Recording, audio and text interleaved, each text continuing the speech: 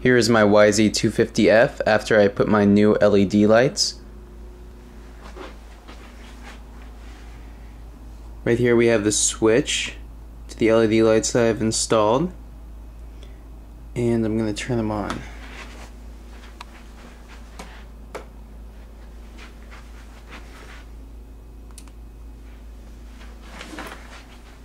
Here they are. It looks really cool, as if it's underglow. I have them in the radiators as well, each side.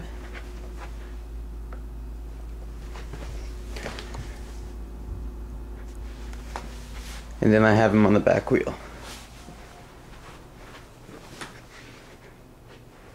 Gives the bike a great look.